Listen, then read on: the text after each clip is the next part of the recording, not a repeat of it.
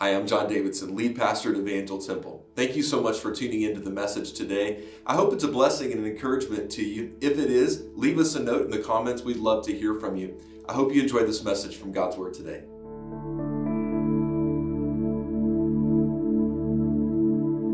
Well, good morning, Evangel Temple. How y'all doing out there? All right, you're awake, you're ready, here we go. Well, if we've not had the opportunity to meet, my name's Eric, and I'm our kids and families pastor here at Evangel Temple, and I get the honor, the privilege of taking us one step further in our Here Comes the Kingdom series that we've been doing, going through the book of Matthew together. And so I'm going to invite you here in a moment to open up to Matthew 11. We're going to start in verse 25 here in a moment. But just want to also take this opportunity to thank Pastor John for this opportunity. It's an honor for me to be able to share with you in this way, and I just want to be able to say publicly in this way that I know I speak for our team when we say we're thankful for you and Lynette and the leadership that you bring to Evangel Temple. Yeah, you can clap for that. Praise God. All right. Well, are you ready this morning? Because I'm ready to just jump right in. So let me hear you say I'm ready if you're ready. Are you ready? Oh, come on. All right, you are ready. Hey, all right. Okay, we're going to go Matthew 11, starting verse 25 through 30. So you can follow on the screen if you don't have that handy with you. But here we go. At that time, Jesus prayed this prayer. O Father, Lord of heaven and earth, thank you for hiding these things from those who think themselves wise and clever, and for revealing them to the childlike. Yes, Father, it pleased you to do it this way. My Father has entrusted everything to me. No one truly knows the Son except the Father, and no one truly knows the Father except the Son, and those to whom the Son chooses to reveal him. Then Jesus said, Come to me, all of you who are weary and carry heavy burdens, and I will give you rest. Take my yoke upon you. Let me teach you. Because I am humble and gentle at heart, and you will find rest for your souls. For my yoke is easy to bear, and the burden I give you is light. It's really a wonderful passage, and actually pretty well-known passage. Oftentimes, this is one of the main passages that people know from Matthew 11, where he talks about coming to him. And so there's much that could be said here. Tim Keller, in fact, says of this passage that it is so comprehensive, yet so simple at getting to the very heart of Christianity. And so if you're searching this morning and you're wondering if Christianity is for you, this will be a particular morning that I hope that you are really leaning in for, because it's so true. It does. It cuts right to the heart and sums up beautifully what Christianity really is. And so we're going to, in doing that, highlight three different things. The first is who gets into God's kingdom. Second is the authority of Jesus within God's kingdom. And thirdly, the results of entering into God's kingdom. So those are the three things that we see going on in this passage. And so the first one, who gets into God's kingdom? Well, verse 25 begins with Jesus saying this prayer. And we read from the NLT this morning, but the ESV translation actually says that he declared this prayer. And one commentator makes this note, that this word declaring could be translated actually more literally as answering. That either one of those is a great fit. And so he asked this question, who is he answering? And then he writes, he's answering those who he's just addressed as having rejected him, especially the religious leadership, the wise and understanding, those who should have seen who he was. And then the question is, okay, if that's who he's speaking to or speaking about, what does he say? He says, thank you for hiding these things from those who think themselves wise and clever and revealing them to the childlike. Revealing them to the childlike. And so this childlikeness, what is it that he's referring to there? And here's what I think is going on, because this isn't the only time that Jesus refers to coming to him in a childlike manner. And so I think what's happening here is that he's saying this. In God's kingdom, it's not the educated who get in. It's not the wealthy who get in. It's not the beautiful. It's not the productive and the achievers. It's not even the morally upright who are getting into God's kingdom. What he's stating to us is that it's the humble who get into God's kingdom. It's the humble who get in, and it's the proud who are out. And so, yeah, sure, you may be able to measure up in so many other ways, but he's saying it's not about those things. You can't achieve your way or perform your way into the kingdom. It's the humble. You come to him humble, childlike. And you might think, okay, that sure sounds like Jesus is limiting the scope of salvation here, Eric. And actually, I think he's doing quite the opposite. I think he's broadening it.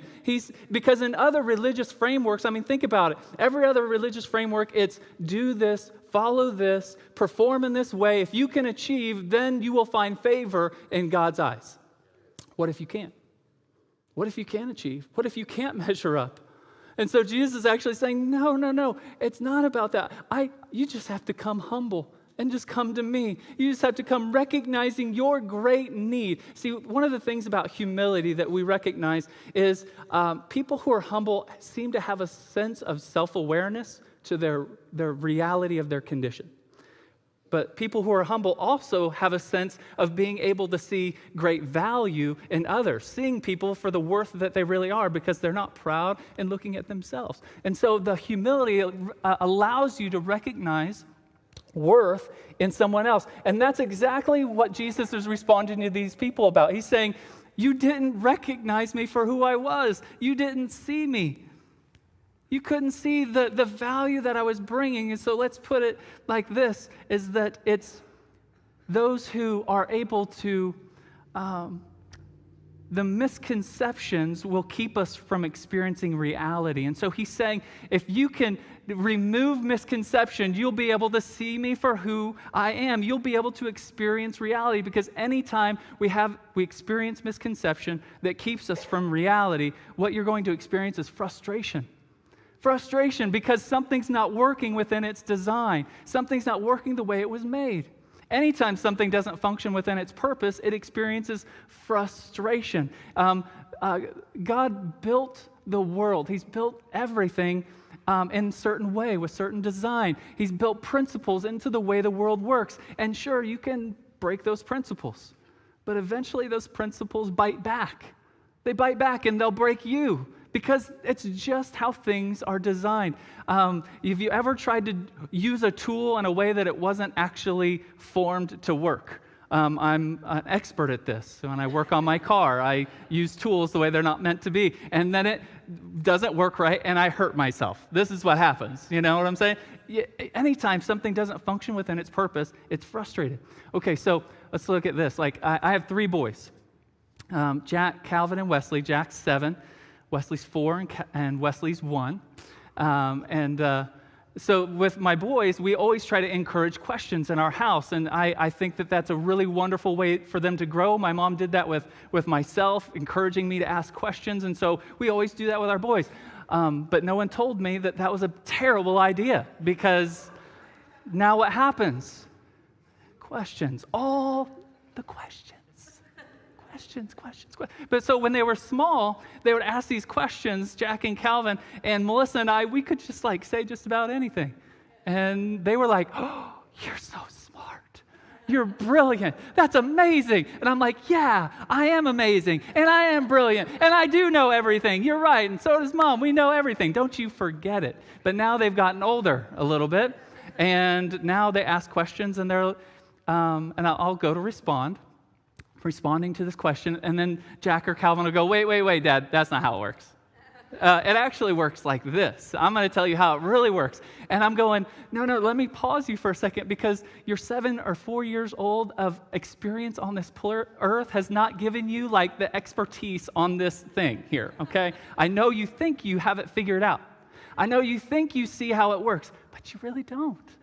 You're blind. You have a misconception that's keeping you from reality. And so that's what happens to us. It's what was happening to them in Scripture. And it's what happens to my boys. And so this is just the way God's wired it. He's saying you have to come to me, but how you come is everything. You can't come trying to go, I'm going to do this, and then I'll be able to find favor in God's eyes. I can't just do these things and then find, even on your best day, Even on your best day, even when you're doing the right things, how many of you know we do the right things with the wrong motive all the time? You think God doesn't see that? You think that that's not part of the brokenness that's at work within us coming out? And so he's saying, come humbly to me, which leads us to the second question. Who am I humbling myself to? And this is the second thing that we see, the authority of Jesus within God's kingdom. Verse 27 highlights for us, if you remember, Jesus talks about this special relationship that he has to the Father, and he refers to himself as the Son. And so he says, no one truly knows the Father except the Son. No one really knows the Son except the Father. And this knowing, that word knowing that he uses, he's not just talking about like we know certain things about one another. No, he's saying, he's using the term knowing in the Old Testament sense, which is saying this knowing is a special, intimate connection, this special, intimate, unique relationship that he and I have. And so his hearers would have recognized that immediately and gone, oh my gosh, this guy's making insane claims. And so he's making explicit here claims about his divine nature and his divine unique relationship to the Father that no one else makes claims about. This is a special, unique claim that he's making. And so what does that mean for us? You go, okay, that's great that he makes such a claim like that. What does it mean for me? Well, it means at the very least that you have to decide what you're going to do with Jesus.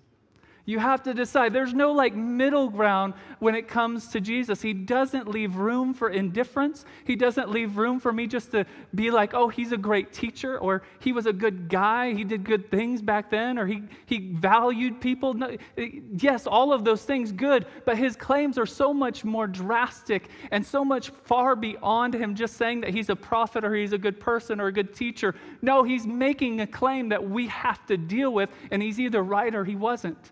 He was either vindicated by his resurrection or he wasn't. And if he is God with us, if he is the king within God's kingdom, that changes everything and how I relate to him. So there's no indifference. And you might say, okay, well, this is my problem. This is my problem, the whole Christianity thing. It's about this one way. I think you can just be a good person, and you can find, like, you just have your belief system, try your best to do really good with it, and then you get in. And so Christianity, yes, it's exclusive. But let me, if you've ever thought that, heard that, wondered that, let me say this to you. Christianity, yes, exclusive. But it's the only religion that has created the most inclusive group of people in history. Most inclusive group of people in history. How do you get in? You just come humble. You come humble. He's not saying this group or that group or the young or the old or this ethnic group. He's just saying you come humble. What happens with relativism where you just go, anybody kind of gets in and as long as you do good, you get. What does it do? It creates exclusive groups of people that look down on one another. So just like something to consider, because if it's true that Jesus is who he says he was, then this is exactly what we would expect to see, isn't it? Okay, which brings us to, you're going, okay, why should I orient my whole life around Jesus? Well, let him show you, because this is beautiful right here. This is the part where we all know these, this is the part that's so well known and so wonderful here in Matthew 11, verse 28 through 30. And this is the third thing we see, the result of entering into God's kingdom. Jesus said, "Come to me, all of you who are weary and carry heavy burdens, and I will give you rest. Take my yoke upon you. Let me teach you, because I am humble and gentle at heart, and you will find rest for your souls. For my yoke is easy to bear, and the burden I give you is light." So wonderful, right? And it is wonderful. We should look at these words and go, this is beautiful, this is wonderful, this is what I experience in you. And so I just want to highlight a few things here. First, what does he say? He says, not do this, not do that. He says, come to me. Just me. Come to me, humble, childlike. But who are you coming to?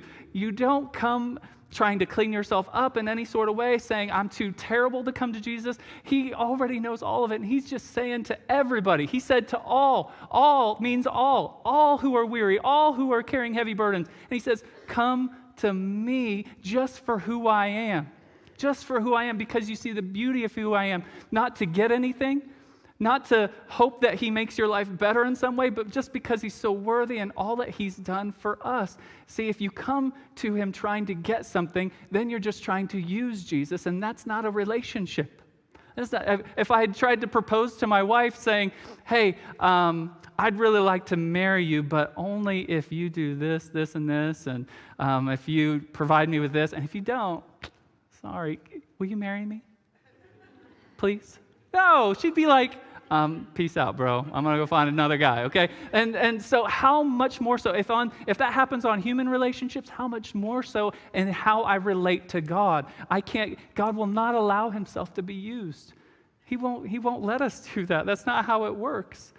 So he says, come to me just for who I am, not with a list of demands. And who does he call? He says, come to me, all who are weary and carry heavy burdens, and I will give you rest. See, there's a reason why this passage is so well known. And this is beautiful, it's true, but I wonder if we really recognize how profound a thing Jesus is really saying in this passage, because we might not be reading closely enough to really understand, because there's actually something that's kind of counterintuitive happening here. I was talking with Pastor Dick just earlier this week about this passage, and we both recognize it's kind of interesting. He's saying, come to me if you're weary, carrying heavy burdens, and let me give you a burden. But it's okay because it's going to give you rest. It doesn't make tons of sense at the surface, right? It doesn't make tons of sense at the surface. But if you read just a little bit deeper, if we're reading a little bit more closely, I think the implication here is not that you need to come to him to receive another burden or this yoke from Jesus. He's saying you're already wearing one. You've already got a yoke. And it's wearing you out. It's burdening you. It's creating a soul weariness and anxiousness that's deep down, always going. He's saying, you're already yoked to something, and it's killing you. So come to me, and I'll give you myself as the yoke. Let me show you a picture of a yoke, and let's talk about that for a moment, because we don't readily see these very much anymore. It's not like we're in an agriculture society where tons of us use these. And so you have these two circles, and they're placed on the beasts of burden, and they're connected by this beam. And a yoke is meant to make a burden easier to carry. And you're always, so that's the first thing, it's supposed to make a burden easier to carry, but you're always yoked to something. There's always another something in the other side that's driving you and guiding you along the way too. And so Jesus is saying, you're yoked to something. There's something on the other side, and it's driving you and it's killing you. So come to me and you won't be weary and burdened anymore. You have a yoke already. Jesus is saying, you need a new yoke. You need me as a yoke.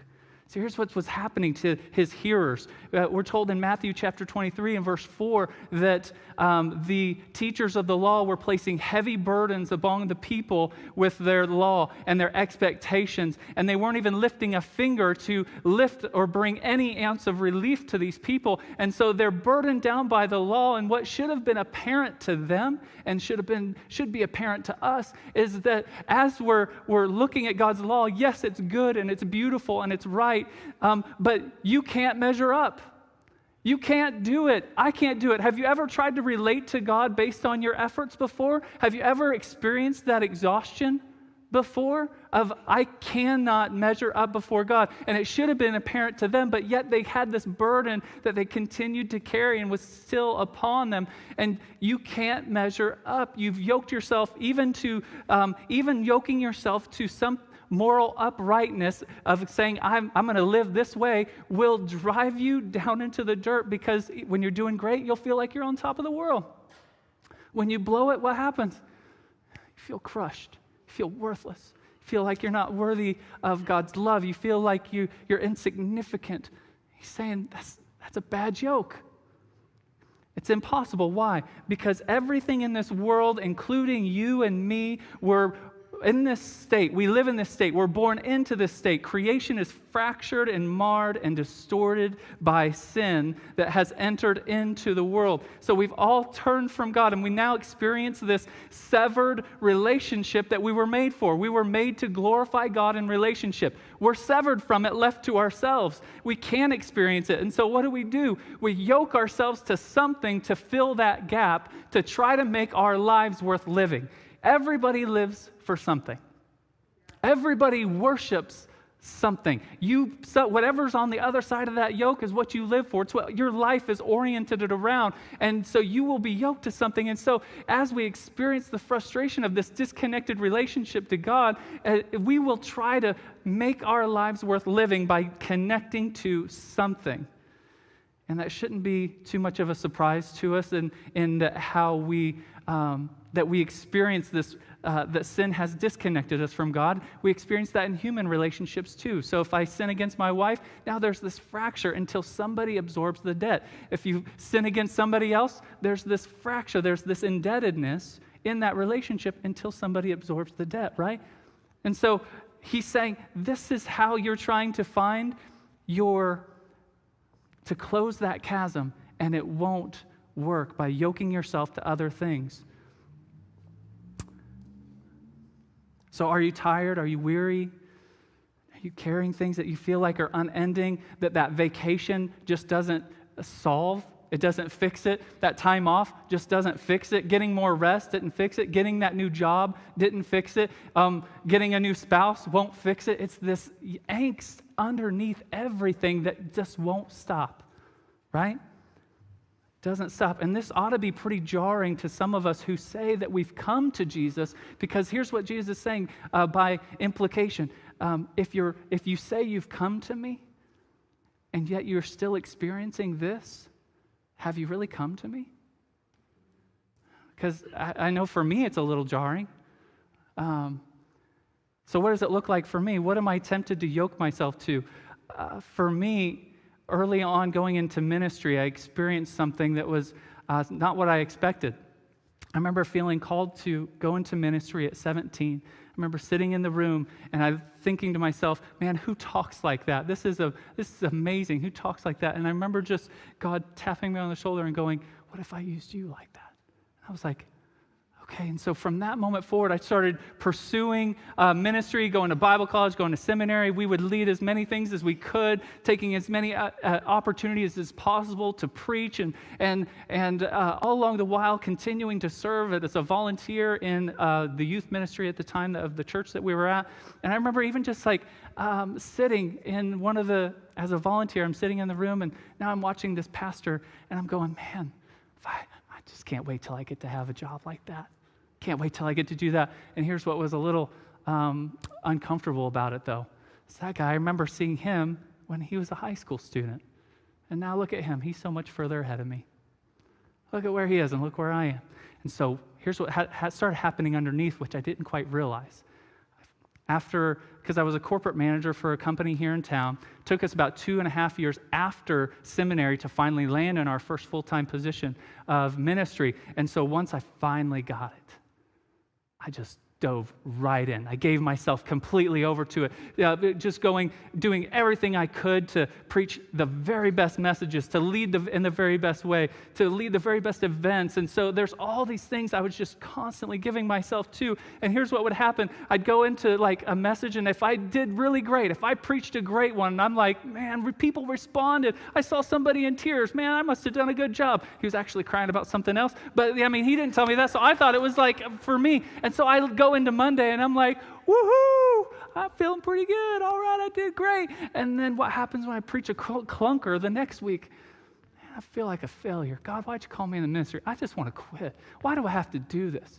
See what I'm doing? My life was this, up and down, and I just kept feeling like I can't do this anymore. And so I remember having a conversation with a mentor. His name was Darren. He actually goes to this church, and he helped me to see, Eric, you've yoked yourself to this thing. You've yoked yourself, the very thing that you're trying to do for God because you want to please God, you're actually doing it for yourself.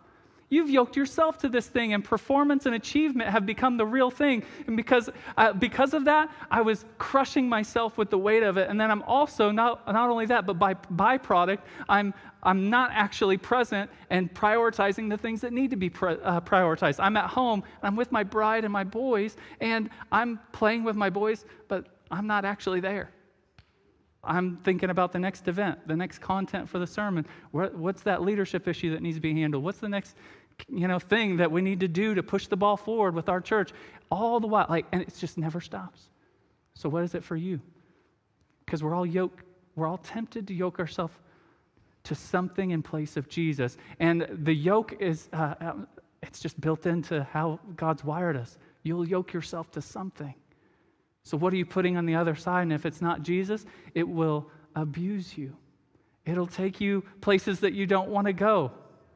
Do you overwork because deep down productivity and achievement is the real yoke in your life?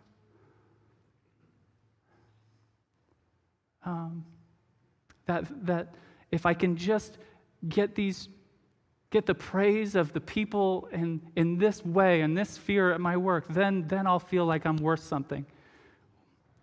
Are you trying to prove yourself to somebody in that way?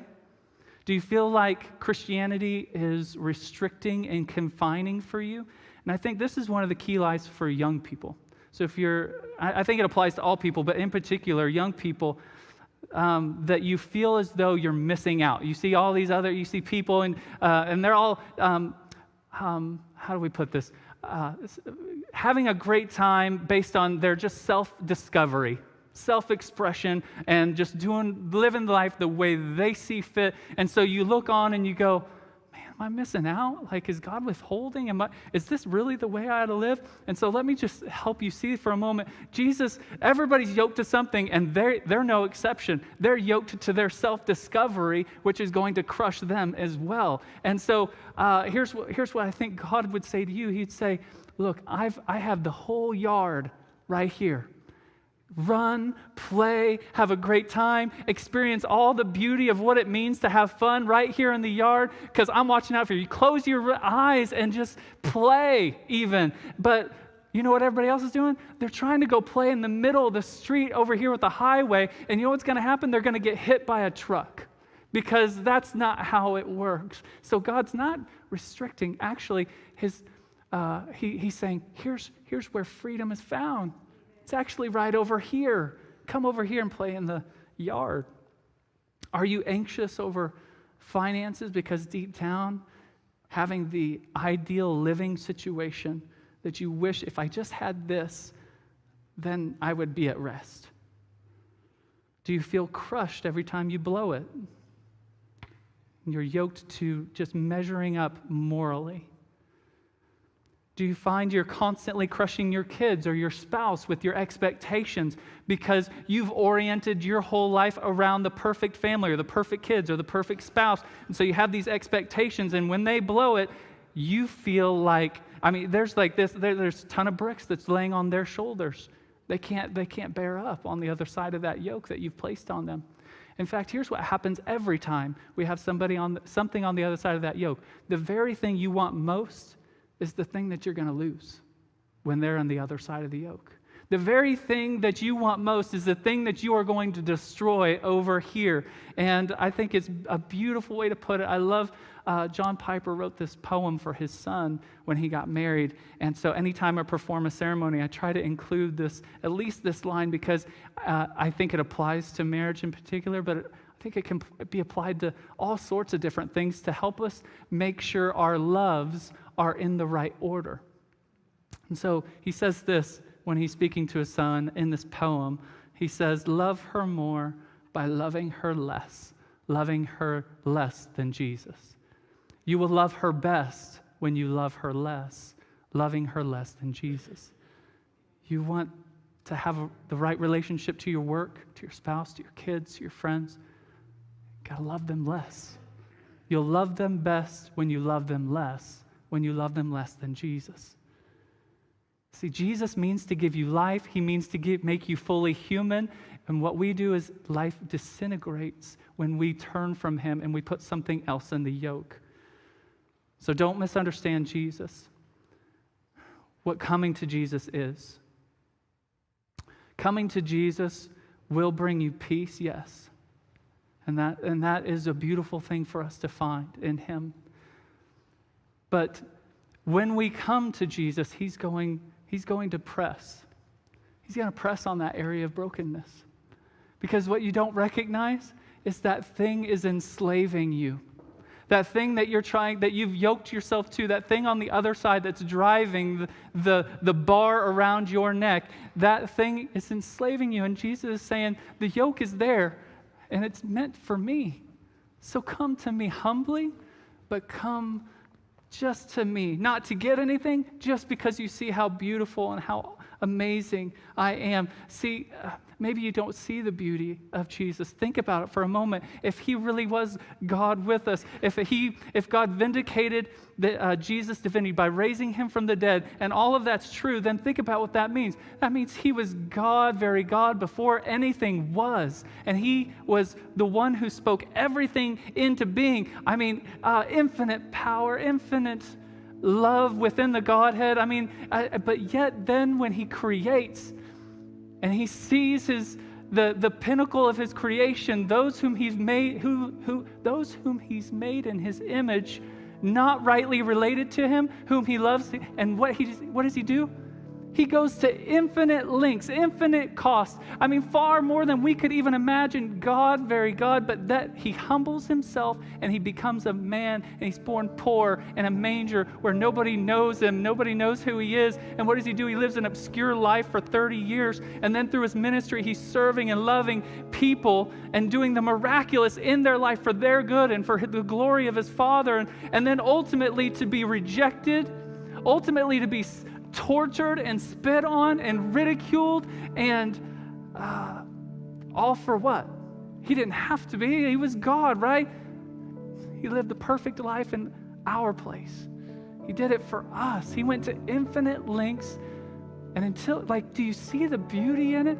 Do you see the wonder, how amazing that is?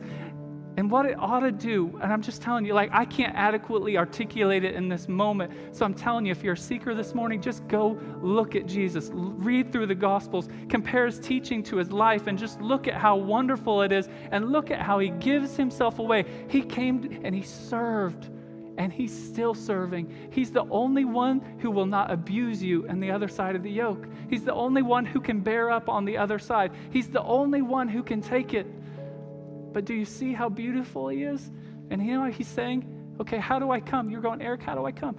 Just come humbly to him and say, I need you. I need you on the other side. I need you in the yoke. I need you to be the one driving things and guiding me through life, because I need this angst. I need this burden. I need this weariness to go away. I need you. And all of the other things come as byproduct once you come for him. So what I want to invite you to do this morning, would you stand with me? We're going to go into a time of just worshiping for a moment. We're going to sing one song together. And I want to encourage you just to come to him and allow him to speak to your heart about the area, about that thing that you are most tempted to put in the other side of that yoke to drive. And just say, Jesus, I want you. I want to see you for who you are.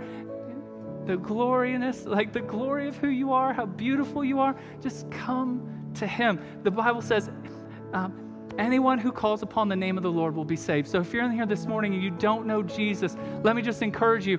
You just come to him and you call upon the name of the Lord, and you'll be saved, and he'll meet you. I'm telling you, he'll meet you this morning. He's ready. If you do know him and you have come to him and you're saying, but I still experience this weariness, come to him and allow him to press on that area that's bringing the burden, that's bringing the weariness, because he wants to bring freedom to it. I'm so thankful that you joined us for the message today. I hope it was an encouragement to you.